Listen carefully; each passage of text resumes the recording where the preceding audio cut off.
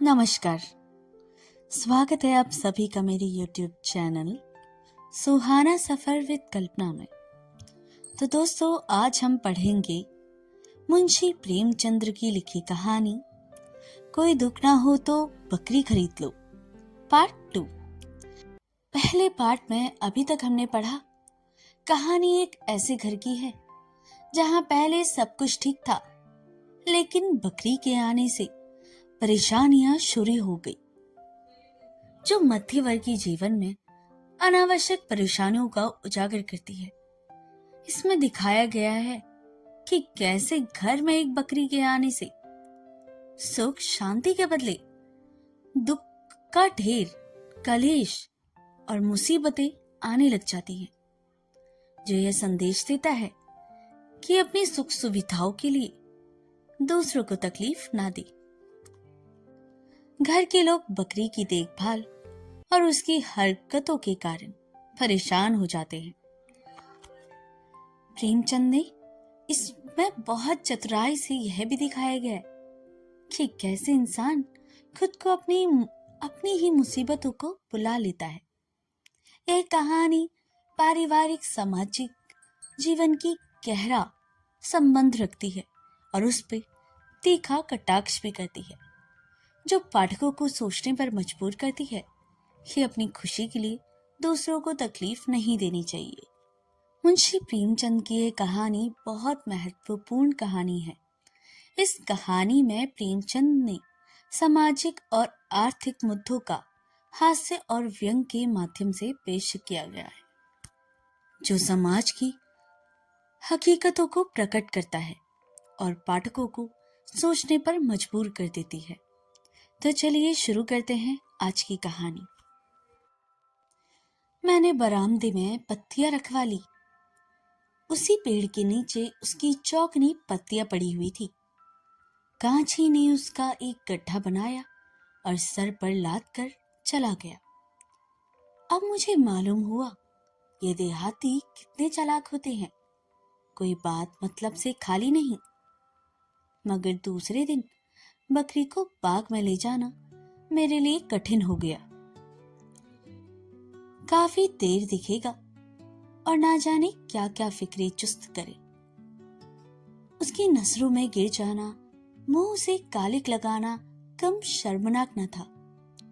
हमारे सम्मान और प्रतिष्ठा की जो कसौटी लोगों ने बना रखी है, हमको उसका आदर करना पड़ेगा। नक को बनकर रहे तो क्या कह रहे।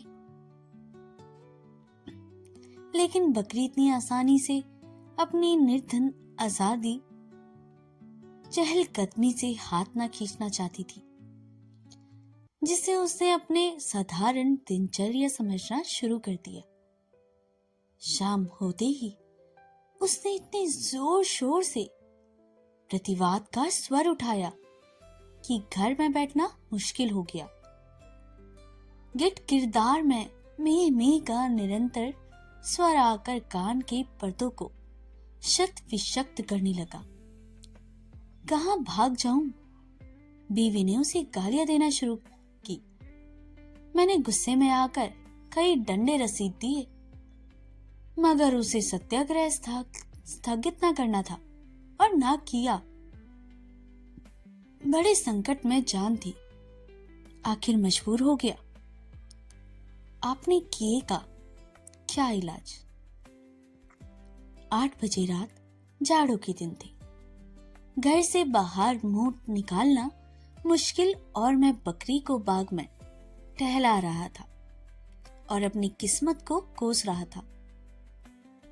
अंधेरे में पांव रखते ही मेरी रूह कांपती है। एक बार मेरे सामने एक सांप निकल गया था।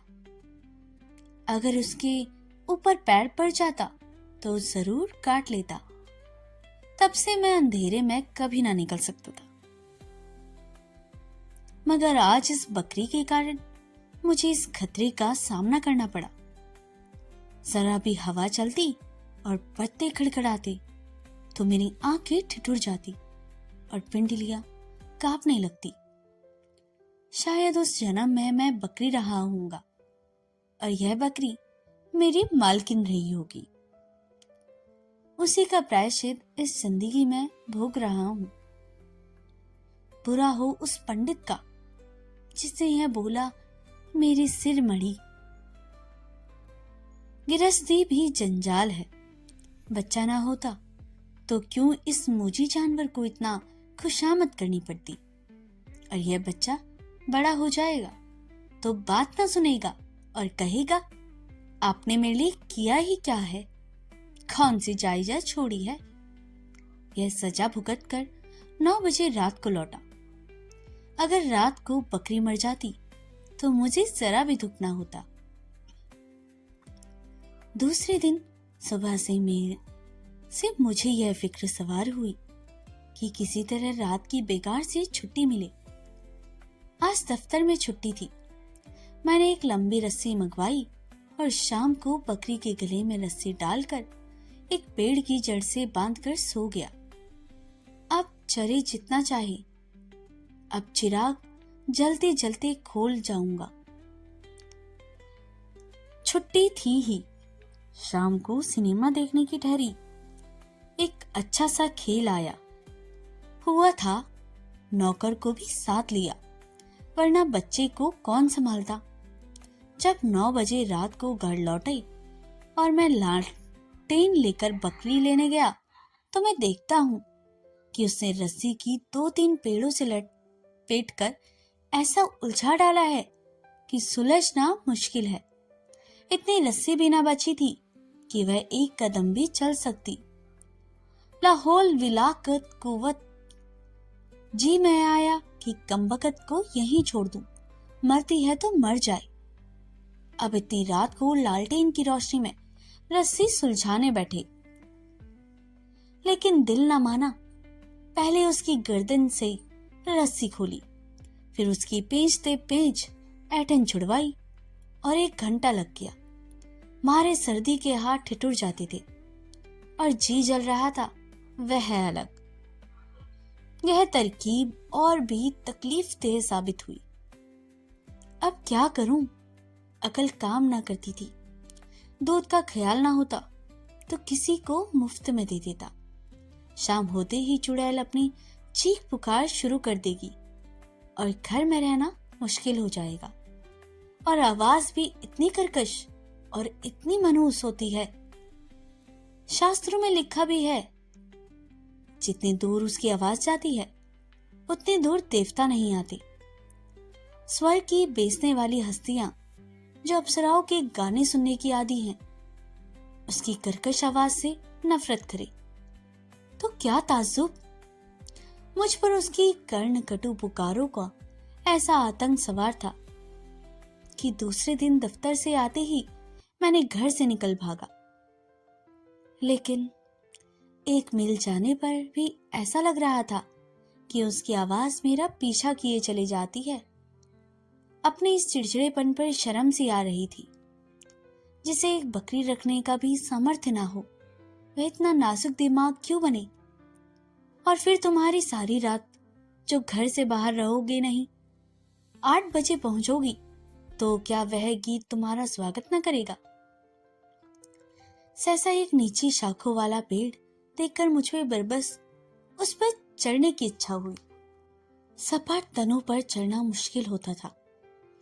यहाँ तो 6-7 फुट की ऊंचाई पर शाखों पर फूट पड़ गई थी। हरे हरे पत्तियों से पेड़ लादा खड़ा था और पेड़ भी लघूर का, जिसकी पत्तियों से बकरियों को खास प्रेम है। मैं इधर 30 साल से किसी रुख पर नहीं चढ़ा। वह आदत जाती रही, इसलिए आसान चढ़ाई के बावजूद मेरे पांव कांप रहे थे। पर मैंने हिम्मत न हारी और पत्तियां तोड़ तोड़ कर नीचे गिराने लगा। यहाँ अकेले में कौन मुझे देखता है कि पत्तियां तोड़ रहा हूं। अभी अंधेरा हुआ जाता है। पत्तियों का एक गट्ठा बगल में दबाकर मैं घर जा पहुंचूंगा। अगर इतने पर भी बकरी कुछ ची चपड़ की तो उसकी शामत ही आ जाएगी। मैं अभी ऊपर ही था कि बकरी और भेड़ों का एक गोल न जाने किधर से आ निकला और पत्तियों पर पिल पड़ा। मैं ऊपर से चीख रहा हूं, मगर सुनता कौन है। चरवाहे का कहीं पता नहीं, कहीं दुबक रहा होगा कि देख लिया जाऊंगा तो गालियां पड़ेंगी। चिल्लाकर नीचे उतरने लगा। एक एक पल में पत्तियां गायब होती जाती थी। उतरकर एक एक की टांग तोड़ दूंगा। यकायक पांव फिसला और मैं 10 फीट की ऊंचाई से नीचे आ गिरा। कमर में ऐसी चोट आई कि 5 मिनट तक आंखों तले अंधेरा छा गया। खैरियत हुई कि और ऊपर से नहीं गिरा, नहीं तो यहीं शहीद हो जाता। बारे मेरे गिरने के धमाके से बकरियां भागी और थोड़ी सी पत्तियां बच रही। अब जरा होश ठिकाने हुए तो मैंने उन पत्तियों को जमा करके एक गठरा बना लिया और मजदूरों की तरह उसे कंधे पर रखकर शर्म की तरह छिपाए घर चला गया। रास्ते में कोई दुर्घटना ना हुई। जब मकान कोई 4 फलांग रह गया तब मैंने कदम तेज किए कि कहीं कोई देख ना ले, तो कांची सामने से आता दिखाई दे गया। कुछ ना पूछो उस वक्त मेरी क्या हालत हुई। रास्ते के दोनों तरफ खेतों की ऊंचाई मेढ़े थी जिनके ऊपर नागफनी निकलेगा, पर भगवान जाने क्या सितम ढाई। कहीं मुड़ने का रास्ता नहीं और बदल ली और सिर झुकाकर इस तरह निकल जाना चाहता था कि कोई मजदूर है। तले की सांस तले थी, ऊपर की ऊपर, जैसे वे कांची कोई खूंखार शोर हो। बार बार ईश्वर को याद कर रहा था, हे भगवान, तू ही आफत के मारे हो को मददगार है। इस मरदूत की जवान बंद कर दे। एक क्षण के लिए इसकी आंखों की रोशनी गायब कर दे। यह यंत्रणा का क्षण जब मैं उसके बराबर 1 गज के फासले से निकला। एक एक कदम तलवार की धार पर पड़ रहा था। शैतानी आवाजें कानों में आई। कौन है रे? कहां से पत्तियां तोड़े लाता है?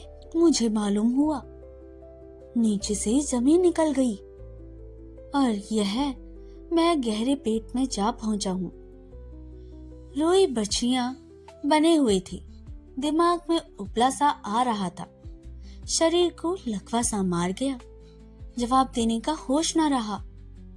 तेजी से 2-3 कदम आगे बढ़ गया, मगर वह ऐच्छिक क्रिया न थी, प्राण रक्षा की सहज क्रिया थी कि एक जालिम हाथ गट्ठे पर पड़ा और गट्ठा नीचे गिर पड़ा। और फिर मुझे याद नहीं कि क्या हुआ।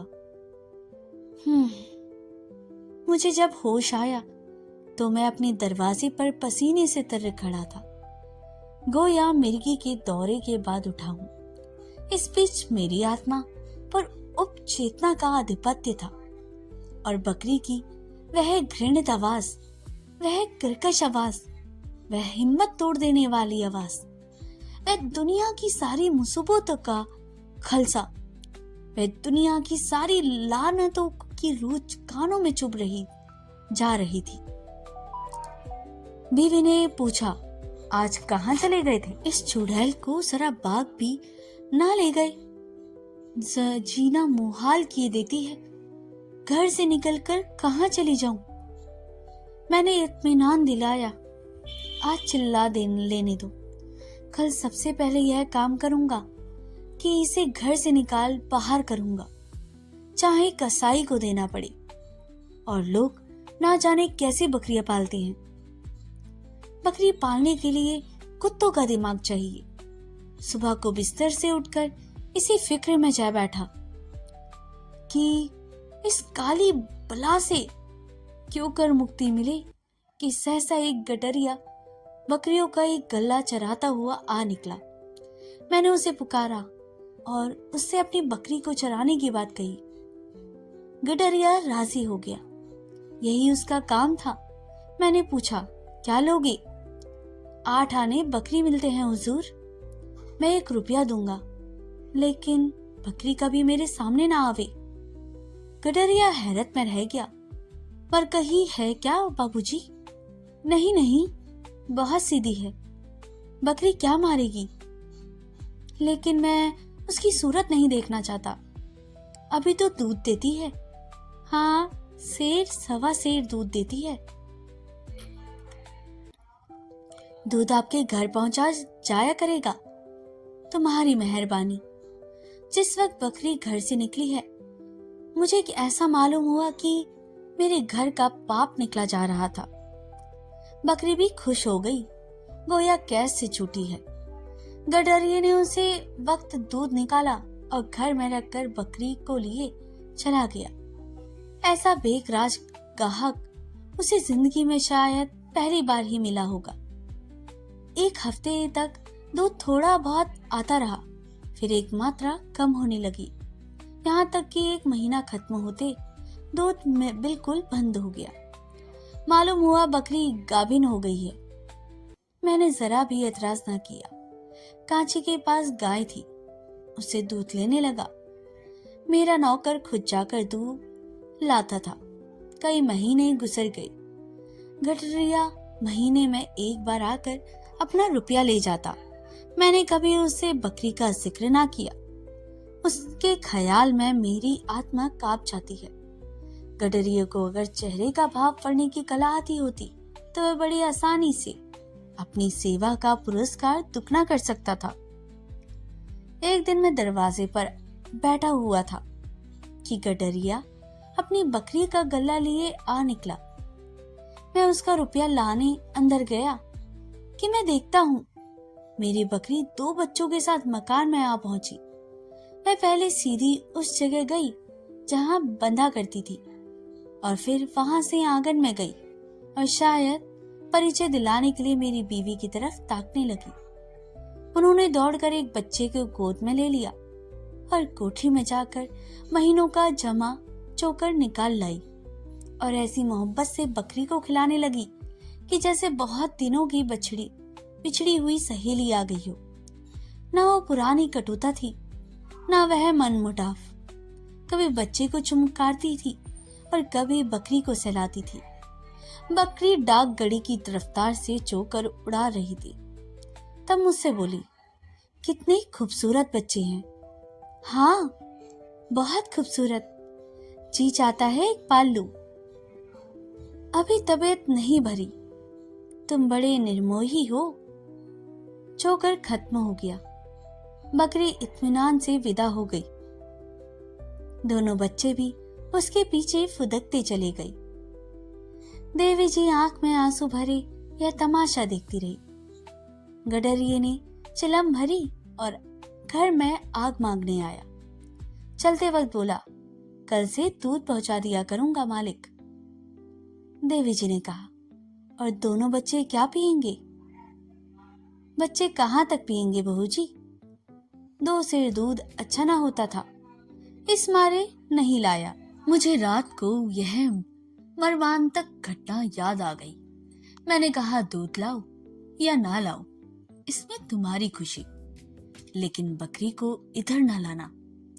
उस दिन से वह गडरिया नजर ना आया। वह बकरी और मैंने पता करने की कोशिश की, लेकिन देवी जी उसके बच्चों को याद करके कभी कभी आंसू बहा देती थी। तो दोस्तों, यह स्टोरी यहीं पर समाप्त होती है। मुंशी प्रेमचंद की ये महत्वपूर्ण कहानियों में से एक है। इस कहानी में प्रेमचंद ने सामाजिक और आर्थिक मुद्दों को व्यंग के माध्यम से पेश किया गया है। यह कहानी एक गरीब आदमी जमील के इर्द गिर्द घूमती है। वह अपने परिवार की दिक्कतों को दूर करने के लिए बकरी खरीदने का निर्णय करता है। वह बकरी के लाभ और उसकी देखभाल की कठिनाइयों के बारे में सोचते हुए निर्णय लेते हैं। उनकी आर्थिक स्थिति इतनी खराब है कि बकरी खरीदने के बाद भी उन्हें कई समस्याओं का सामना करना पड़ता है। कहानी में जमील की आर्थिक दिक्कतें, उसकी व्यवहारिक समस्याएं और बकरी के रखरखाव की चुनौतियों को दर्शाया गया है। प्रेमचंद ने इस कहानी के माध्यम से समाज की आर्थिक समानता और गरीबों की जीवन शैली की वास्तविकता को हास्य और व्यंग के साथ प्रस्तुत किया है। जमील की दिक्कतें और उसकी बकरी खरीदने की आदत को लेकर समाज में व्याप्त मिथकों और भ्रांतियों पर टिप्पणियां की गई है। क्या आपने कभी सोचा है कि एक बकरी किसी के जीवन में सबसे बड़ी समस्या बन सकती है? मुंशी प्रेमचंद की यह कालजयी कहानियां सिर्फ दूध की समस्या नहीं, बल्कि शहरी मध्यवर्गीय जीवन की मानसिक, सामाजिक और आत्मसम्मान से जुड़ी उलझनों का सजीव चित्रण भी करती है। हास्य और व्यंग से भरपूर यह कथा हमें हंसाते हुए सोचने पर मजबूर की करती है। तो दोस्तों, अगर आपको वीडियो पसंद आए तो हमारे चैनल को सब्सक्राइब, वीडियो को लाइक और शेयर करना बिल्कुल ना भूलें। कमेंट में बताएं, क्या आपने कभी ऐसा अनुभव किया है जहां समाधान खुद एक नई समस्या बन गया है? हमें जल्दी से कमेंट करके जरूर बताइएगा। मिलते हैं अगली कहानी में। तब तक के लिए नमस्कार, धन्यवाद।